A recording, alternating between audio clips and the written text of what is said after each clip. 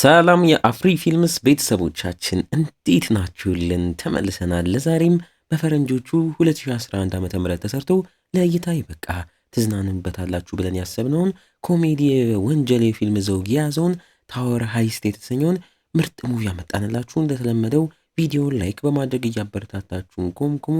ይመቻችሁ። ሰናይ ጊዜ። ሙቪው የሚጀምረው ጆሽ የተባለ ዋናው ገጸ ባህሪያችንም ከቤት ወጥቶ የሰራተኞች አስተዳደርነት የሚሰራበት የሚከራዩ የሆቴል ፎቆች ቦታም ወዳለበት ስራው ቦታም እያመራ እዛም የፎቁን ባለቤት ባለሀብቱ አርተርንም እያገኘው እኛም ጆሽ ባለሀብቱን አለቃውን አርተርን ከሚባለው በላይ እንደሚያምነውና እንዲሁም ታዲያ የሰራተኞችን የጡረታ ክፍያ ራሱ ጆሽ ጉዳዩንም እሱ ስለያዘው አርተርንም በማመን ለሁሉም ሰራተኞች እንደሚስተካከል ቃል ይገባላቸዋል። ቢሮ እንደገባም የፎቁ ጀነራል ማናጀር አቶ ሳይመንም ወደሱ መጥቶ ሰራተኛችን ቻርሊም አርፍዷል፣ በአፋጣኝ እንዲመጣ ንገረውም እያለው ይሄዳል። ጆሽም ለቻርሊ ደዋውሎ እንዲመጣ ቢነግረውም ቻርሊ ሆዬ 20 ደቂቃ አርፍዶ ስራ ቦታውም ላይ ይመጣል። እኛም ቻርሊ የጆሽን እህት እንዳገባና አሁን ላይ ሚስቱን ስላረገዘች እንደሆነም የሚያረፍደው እንረዳለን። በቀጣይም ለጆሽም ከአቶ ሳይመንም ፎቁን የተከራየው አንድ ፊዚ የተባለ ኪራዩን እያሳለፈ ያለም ተከራይም አለ። ወደሱም አምርተክ ክፍሉን ለቆ እንዲወጣም ንገረውን ብሎት ጆሽም ወደ ፊዚ ክፍልም አምርቶ ትዕዛዙን ይነግረዋል። ፊዚም ታዲያ ድሮ ሀብታም የነበረና ከሰሞኑ አሁን በስራ ከሳስሮም ስለሆነ ትንሽ ጊዜ ስጡኝም ብሎም ለምኖት ጆሽም ማዝኖለት ትንሽ ቀን ሰጥቶትም ይመለሳል። በመቀጠልም ጆሽም የስራ መውጫ ሰዓቱም ሲደርስ ከሆቴሉ ጠባቂ ሌስተር ጋርም እያወራ ሌስተርም ቀጣይ ዓመት ነው ጡረታም ወጣው ጡረታዬም ብቻም እንዳይከለክሉኝ እያለ ስጋቱን እየነገረው ጆሽም በፍጹም በሚሄድ ውጭውን ሲመለከትም ላለፉት 2 ቀናት የቆመ መኪናም እንዳለ ማይቶ ግራ ተጋብቶም እየጠያየቀ ሳለ ውስጥ የነበሩ ሽጉጥ የታጠቁ ሰዎችም ሲወጡ ስላየ ዝርፊያ ሊደረግ ነው በሚል የፊት ለፊቱን በር በሌስተር አዘግቶ ወደ ውስጥም ገብቶ እየሮጠ ለሰራተኞቹ በሙሉም እየጮህም ይናገራል። በሴኪሪቲ ካሜራም ሲመለከት ውጭ ያያቸው ሰዎችንም እያጣቸው በጀርባ ፓርኪንጉ ቦታም ላይ ሌሎች ሰዎች አለቃቸውን ባለሀብቱን አርተርን አግተው ሲወስዱ ማይቶ በድንጋጤ ወጥቶ እየሮጠ መኪናውን ለመከተል ይሞክራል። እዛውም አንዲት ክሌር የተባለች የፖሊስ ኤጀንትም በኃይል መታ መሬት ጥላም ታስቆመዋለች። አርተርም ታዲያ የታገተበት መኪና በፖሊሶች ቁጥጥር ስር ወድቆ ራሱ አርተር ታስሮም ይወሰዳል። ጆሽም ይህን ሲያይ አርተር ጥፋተኛ አይደለም አግተውት ነው ቢልም ክሌር ግን አርተር ለዓመታት የገንዘብ ማጭበርበር ወንጀል ሰርቶ ለዚህ ስራው ሲል እንደያዙትም ትናገራለች። እርፍ።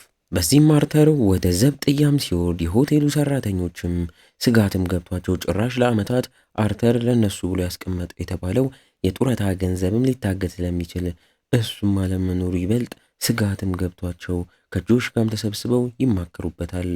ብዙም ሳይቆይ አርተርም በፍርድ ለጊዜው ከሆቴሉ ክፍልም ሳይወጣ እዛው ታስሮ የፍርድ ክትትሉን እንዲያደርግም ትዕዛዝ ይሰጥበታል። ክሌርም አርተርን ወደ ሆቴሉ ጫፍ ወዳለው ክፍሉም እያስገባችው ይህም ቦታ ፈታ ምትልበት አይምሰልክ ጥብቅ ቁጥጥር እናደርግበታለን እያለች እየተናገረችው ቤት ውስጥ ስላለው ቅንጡ መኪናም ጠይቀው እሱም ይሄ መኪና የ1962 ፌራሪ ጂቲ እንደሚባልና በ1 ሚሊዮን ድሮ እኔ ገዛሁት አሁን 10 ሚሊዮን ድረስ ያወጣልም እያላት ሙሉ ቤቱን አብጠርጥረው ፈትሸው በጠባቂዎች እንዲጠበቅም አድርገው ይወጣሉ። አርተርም ለጆሽ የሚበላ ምግብ እንዲያስመጣለት እያዘዘው የቤት ውስጥ ስሩን ሀብሮም ይጀምራል። ጆሽም መርማሪዋ ክሌር ጋር አምርቶ እውነት አርተር ወንጀለኛ ነው፣ ገንዘቡስ ሙሉ ታግዶ ሰራተኞቹ ጡረታም አያገኙም እያለ ጭንቀቱንም ይጠይቃታል። እሷም ለሰራተኞቹ አርተር ወንጀለኛ አይደለም ብለክ ተስፋ ከምትሰጣቸው ነው ብትላቸው ይሻላልም ብለውም ትሄዳለች። ጆሽም ይባስ እየጨነቀው ወደ ቤቱም ሲያመራ ድሮ አብሮ አደጉ የነበረ ግን አሁን ላይ ተበላሽቶ ሌባና ቀማኛም ሆኖ ህይወቱ የተመሰቃቀለውን የድሮ ጓደኛው ስላይድን የተባለውን ሰው በፖሊስ ታስሮ ሲወሰድ እያየው ያ የተለመደ ነገርም ስለሆነ ችላም በማለት ወደ ቤቱም ይገባል። የዛኑ ቀን አመሻሽም የጨነቀው የሆቴሉ ጠባቂ ሌስተርም ባቡር መጠበቂያ ቦታ አምርቶ እየመጣ ያለ ባቡር ላይ ዘሎ ገብቶ ራሱን ሊያጠፋም ከጫፍ ደርሶ እዛ የነበረ ፖሊስም ያተርፈዋል። ይህም ዜና ቤት የተኛው ጆሽ ጋም ደርሶ ጆሽም በፍጥነት ሆስፒታል የገባው ሌስተር ጋም አምርቶም ይጠይቋል። ሌስተርም ታዲያ በጭንቀት ራሱን ሊያጠፋ የወሰነው እንዳለ እድሜ ልኩን ያጠራቀመውን $3000 አርተር ሆዬ ስቶክ ማርኬት ላይ ኢንቨስት ላድርግልክና ሀብታም ላድርግክ ብሎ እንደወሰደበት እንዳከሰረበት እናም አሁን ደግሞ አርተር በማጭበርበር ወንጀል ተይዞ ገንዘቡንና ሀብቱን ሙሉ ሊወረስ በመሆኑ እኔም ሁሉንም አጥቼ ጭራሽ ጡረታ ልወጣም ስለሆነ ለዛም ነው በማለት ጭንቀቱን ይነግሯል። ጆሽም ይህን እንደሰማ በፍጥነት አርተርን ለማውራት ወደ ማረፊያው ሆቴሉም ይገሰግሳል።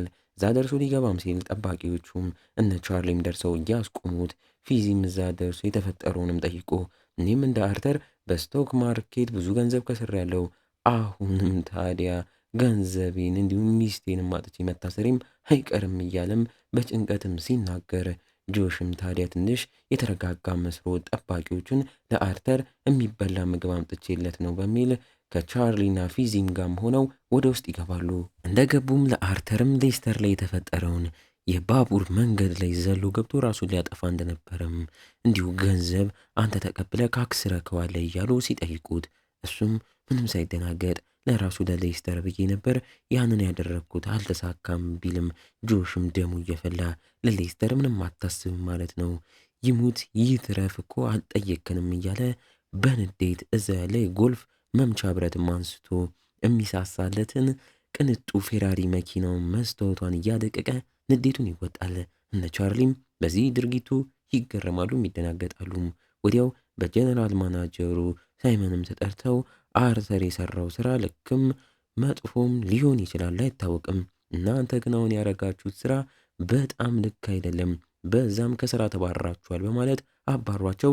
ለፊዚም ታዲያ ሆቴሉን ለቆ እንዲወጣም ይፈረድበታል።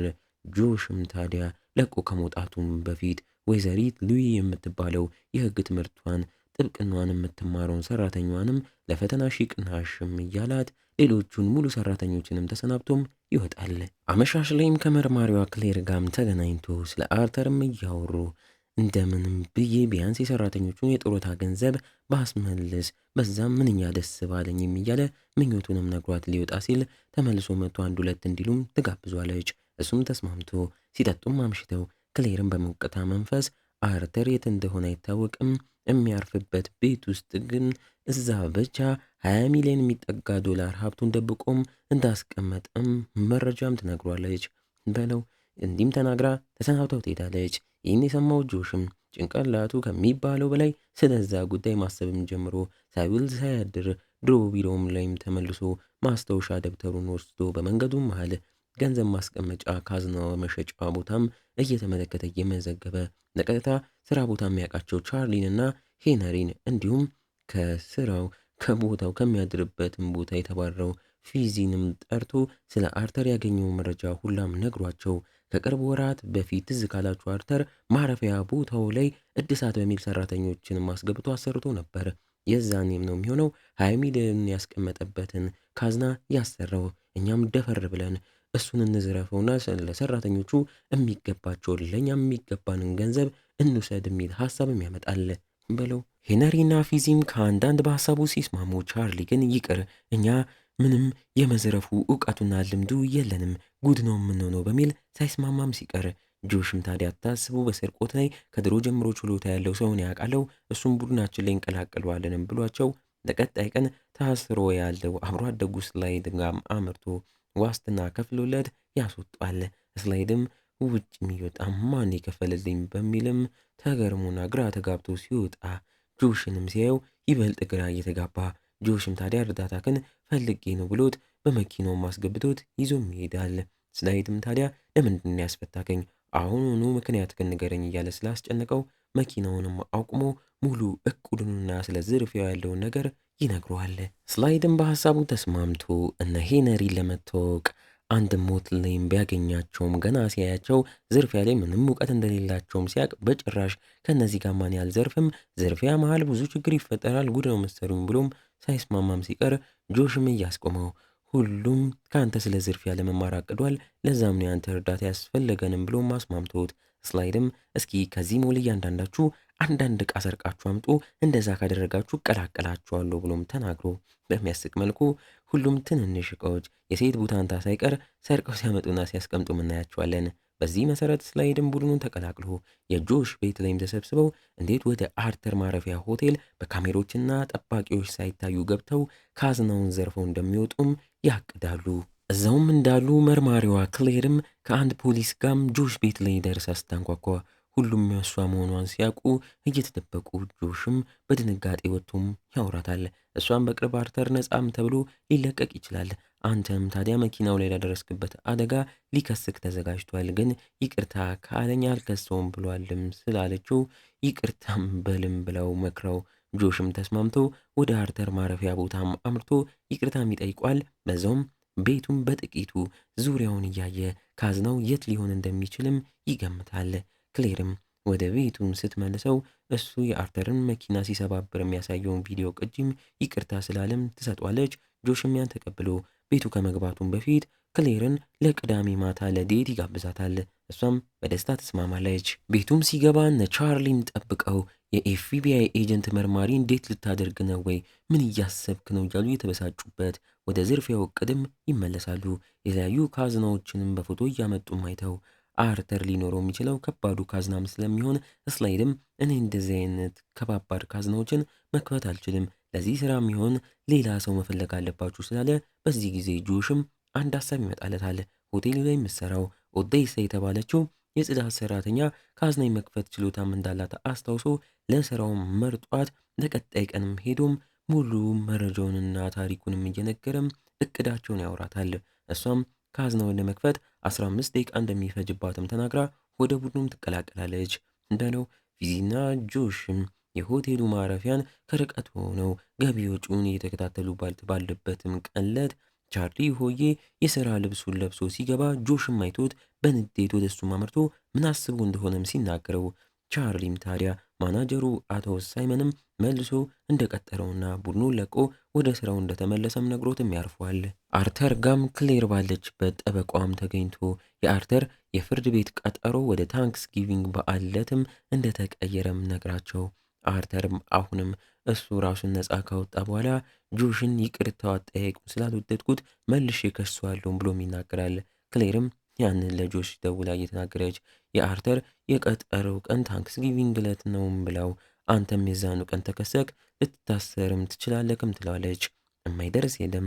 የታንክስ ጊቪንግ በዓልም ደርሶ የዕለት ዕለት አርተርም የፍርድ ቤት ቀጠሮም ስላለው በፖሊሶች በነክሌርም ተይዞ ወደ ፍርድ ቤትም ሲያመሩ እነ ጆሽም አርተር ማረፊያ ክፍሉንም ስለለቀቀ ያንን እድል ተጠቅመው ካዝናውን የዛኑ ቀን ለመስረቅ ወደ ስራም ይገባሉ። ለዛም እንዲረዳቸው ጆሽም አስቀድሞ እህቱ ማለትም ያረገዘችው የቻርሊ ሚስትም ወደ አጎታቸው ቤትም በባቡር እንደምትሄድም ስላወቀ ለሄነሪም ያንን ነግሮት ሳታይክ ስልኳን ሳቀርቀክ አምጣልኝ ብሎም ልኮት ሄነርም ያንን ተልእኮ በተሳካ መልኩም ፈጽሞም ስልኳንም ይዞም ይመለሳል። ከላይም ሆነው ታወሩንም እየቃኙም ሳለ ስላይድ ሆዬ ከእቅዱ ውጪ ሱፉን ለብሶ ከባድ መኪና እየነዳ መጥቶ ካዝናው የሚሰርቅበት መሆኑ ነው። ወርዶ ወደ ሆቴሉም ማረፊያም ሲገባም አይተው እነሱን ትቶ ብቻውን ገንዘቡን ሊበላ እንዳሰበም ነው ይበሳጩበታል።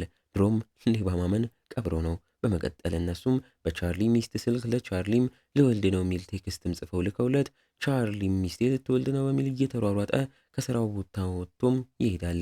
ይህን ተገን አድርገው በፍጥነት ወደ ሆቴሉ ሳይታዩ ይገባሉ። ኦዲሳም ሌሎች ሰራተኞችም እንዳያዩዋቸው የሆነ ሰው ልደት ነውም ዛሬም ብላ ሁሉንም ሰራተኞችን ሰብስባ ኬክ ታበላለች። ትኩረትም ትቀንሳለች። ይህ በእንዲህ እንዳለ ስላይዶዬ ሱፉን እንዳደረገ ወደ ማናጀሩ ሳይመንም ቢሮም ገብቶ ከባንክ እንደመጣና በቅርብ የተለቀቀው የፊዚ ማረፊያ ክፍልንም እድሳት ለማየት መምጣቱን ይናገራል። አቶ ሳይመንም የፊዚን ክፍልም ሊያሳየው በሊፍትም ይዞትም ሲወጣ እነ ጆሽም ያንን አይተው እነሱ ደግሞ ሳይቀደሙ በደረጃም እየሮጡ መጨረሻ ያለው የአርተር ክፍል ላይ ይገሰግሳሉ። ስላይዶዬ አቶ ሳይመን ለፊዚ ክፍልም እያሳየም ሳለ እንዲሁ ሳይታይ እዛ ያለ ቁምሳጥን ውስጥም ቆልፎበት ይወጣል። ኦዴሳም ለሰራተኞቹ ካመጣችው ኬክ ላይም ቀንሳ የአርተርን ክፍል በር የሚጠብቀው ፖሊስ ጋር ማምርታ ኬኩ ላይም ሳያያት ማደንዘዣም አድርጋ እንካ ብላ ራሱ ልታስበው ብታስብም ቾኮሌት አላርጂክ ነኝ አልበላኝም ስላላት የምታደርገው ግራም ገብቷት እዛው ወስና በጋሪዋ እላዩ ላይ ነድታበት ራሱን አስታ እነ ጆሽንም ጠብቃ እነሱም በደረጃ እዛ ሲደርሱ በሊፍት ወደ ላይ እየመጣ ያለው ስላይድ እንዳይመጣ ሊፍቱን ያበላሹበታል። እሱ ግን የላይኛውን ጣሪያ ከፍቶ በዛ እየተንጠላጠለ ወደ ላይ ይወጣል። በመቀጠል እንደታሰበው ጆሽም ሄነሪና ፊዚንም ይዞ የአርተር ክፍል ላይ ማስክ አድርገው ገብተው ሙሉ የተሰቃቀሉትን ካሜሮችም ከልለው ካዝናውን ወደ መፈለጉም ይገባሉ። ከትንሽ ፍለጋም በኋላ ጆሽም ግድግዳው ላይ የት ያለን ቦታም አግኝቶ እሱም በጥርጣሬ በመዶሻም ሲበረቃቅሱት እንዳሰቡት ካዝናውን አግኝተው በደስታ ይፈነድቃሉ።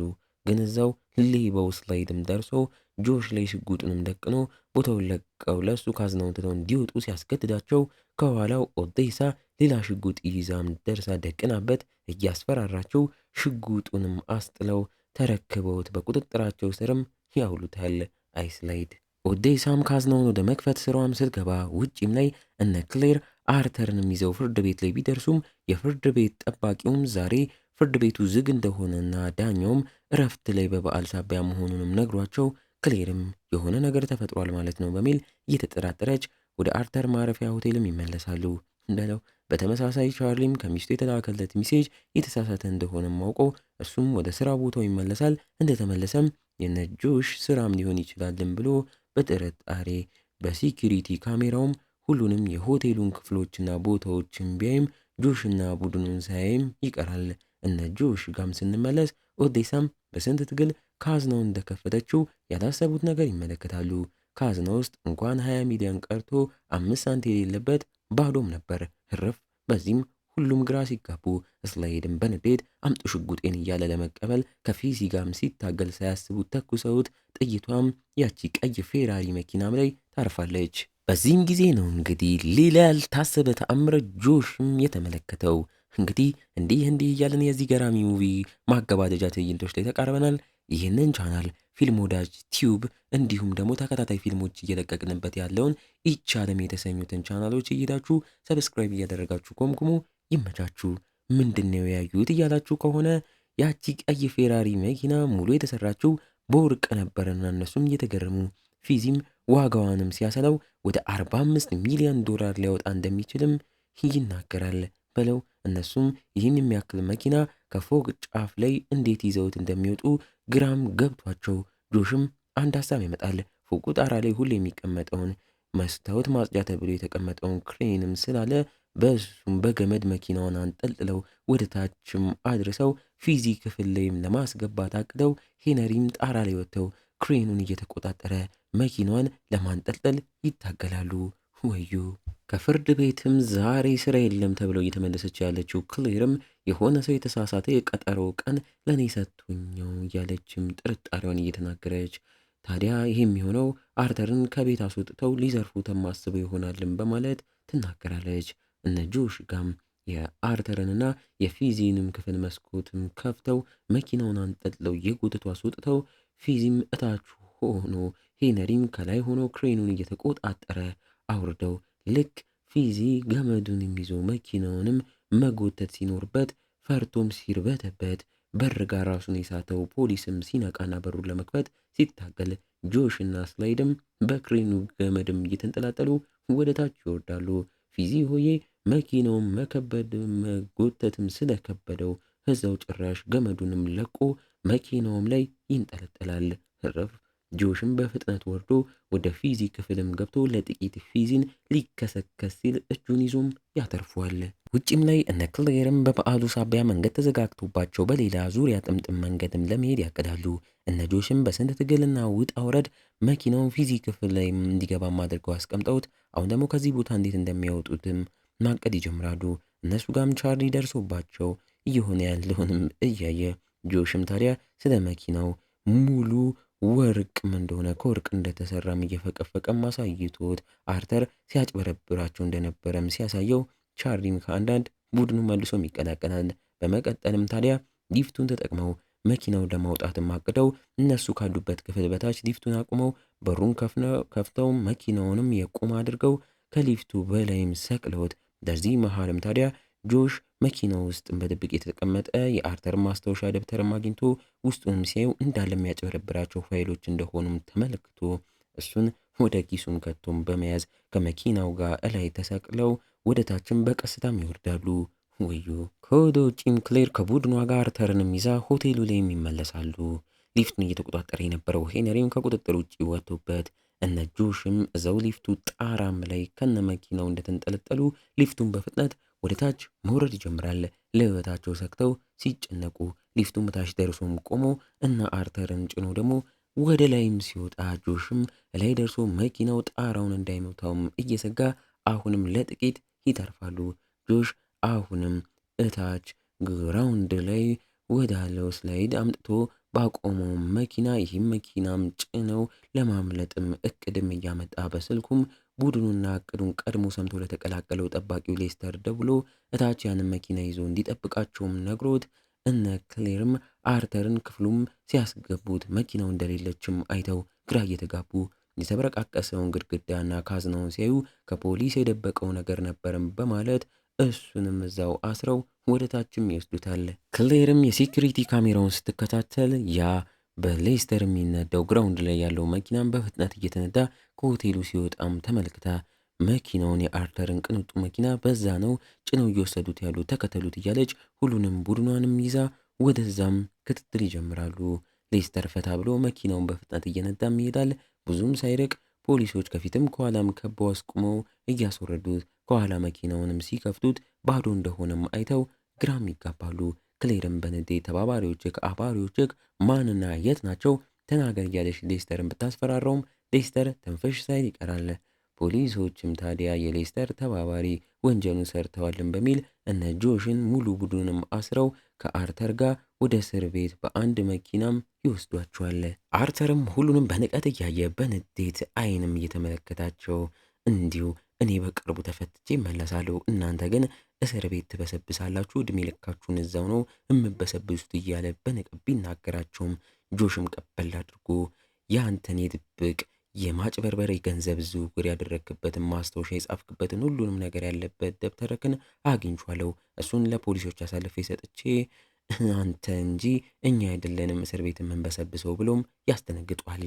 ይህን የሰማው አርተርም እየተርበተበተ ከሰረቃችሁት መኪና 10 እጥፍ አድርጌ ገንዘብ እኔ ልስጣችሁ ባካችሁ እንደዛ አታድርጉ እያለ ቢለምናቸውም ሄነሪም በንቀት እያየው የእሱን ስራም ያስታወሰው እንደማያምኑትም ነግረው ይክዱታል። በቀጣይ ቀን ታዲያ ጠበቋ ወይዘሪት ሉዊም ለጆሽ ጠበቃም ሆና የአርተርን ማስታወሻ ደብተር አምጥታ ለፖሊሶች ሰጥታም በዛም ተደራድራ ፖሊሶችም ይህን ጥብስ መረጃም ሲያገኙ ሊተባበሯቸው ተስማምተው ጆሽ ለ2 ዓመት ብቻም ተደራራቢ ክስ ስላለበት ታስሮም እንደሚፈታም ቃል ይገቡላቸዋል። በስተመጨረሻም ትዕይንቶቹም ላይ እንዳለ የቡድኑ አባላት ከጆሽ ውጪ ምንም አይነት ወንጀል የለባችሁም ተብለው ሳይታሰሩም በነፃም ወጥተው ወደ ሆቴሉም ተመልሰው በፍጥነት ጣራውም ላይም በመውጣት ከላይ የተከለለውን መዋኛ ገንዳ ሲከፍቱት ባልጠበቅነው መልኩ ቀይዋ ውዷ ከወርቅ የተሰራችው መኪና መዋኛው ገንዳ ውስጥ እንዳደረጓትም እያየን በዚህ መልኩ የዛኔ ደብቀው እንዳወጡትም እንረዳለን። ዋው! ያ ተንከሲስ አርተርም ታዲያ እድሜ ልክ ተፈርዶበት ዘብጥያም ይወርዳል። ቻርሊም ታዲያ ሚስቱ ወልዳለት ደስታው እጥፍ ድርብም ሲሆንለት፣ ጆሽም 2 ዓመት እስሩንም ሲጀምር እያየ ነው። የሰራውን ስራም ስለሚያውቅ በፈገግታም የመጣ ይምጣ 2 ዓመት ምንም አይደለም ብሎም በጸጋ እንደተቀበለውም እንረዳለን። በቀጣይ ቀናቶችም ታዲያ ለሆቴሉ ታታሪ ሰራተኞች እንደየድርሳቸው ለየብቻቸው ቤት በነበሩበት ሰዓት እንደ ዲሊቨሪ ምግብም የወርቃማዋ የመኪናዋ ክፍሎች ለአንዳንዱ መሪ ለአንዳንዱ የተለያዩ ክፍሎችም ሲሰጣቸው እያየን እነሱም በደስታ ያንን ይቀበላሉ። ዋው ዝርፊያም ብለናል እኛም። እና እንዴት ነው ፊልም ወዳጆች ታወር ሃይስትን ወደዳችሁት? ገራሚ ነው አይደለ? በእርግጠኝነት ወዳችሁታል። በቀጣይም እንደዚሁ ገራሚ ሙቪ ስለምናመጣላችሁ እንዳያመልጣችሁ ይህን ቻናል ሰብስክራይብ እያደረጋችሁ ጠብቁን። እስከዛው ግን እንደ ሁልጊዜው ቸር ቆዩልን።